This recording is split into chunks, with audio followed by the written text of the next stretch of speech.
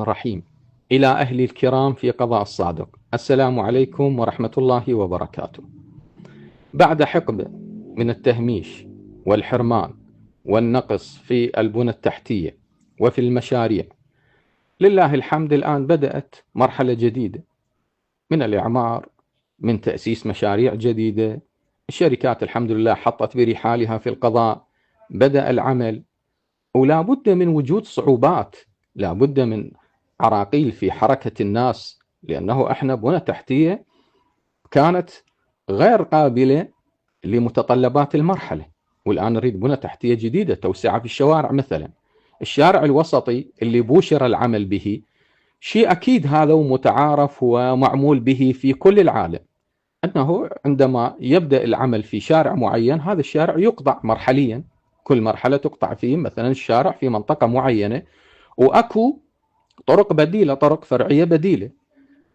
الشركة العاملة سوت هذا الشيء، سوت أكو طرق بديلة ومهيئة، وهذه الطرق لا بأس بها ومسلوكة وكل واحد يقدر يروح لها مو بصعوبة يعني، ولا بد من القطع. الآن العمال المساكين اللي بالشركة جاي يتعرضون إلى العنف والقسوة وإلى الكلام الجارح من قبل بعض السواق، بعض السواق يتمرد ويضرب الطربوش ويروح إلى يعني يقتحم موقع العمل، يستعرض عضلاته وكأنه هذه الشركة نازلة بطرانة أو جاية ما أدري شنو تسوي، فد مهرجان معين، جاي مأثرة على الواقع. ما أعرف يعني شنو هالسلوك هذا وشنو هالتفكيرها.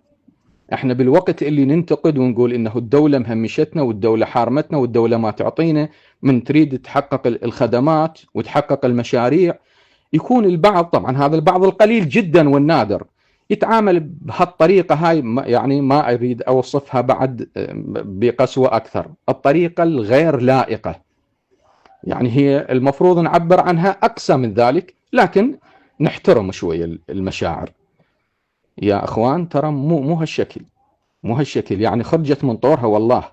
يعني انتم جبتوا لنا سمعه من ذاك اليوم لهاليوم، سمعه سيئه وبائسه.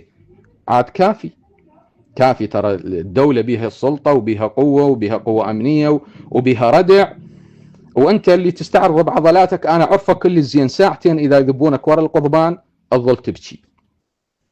اعذروني انا احكي بهذه الطريقه، لانه الان وردتني مع الاسف شكاوى من العمال بالشركه، البعض يتعامل وياهم بامتهان.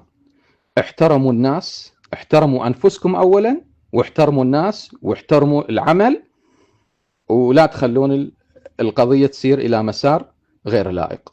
والسلام عليكم ورحمة الله وبركاته.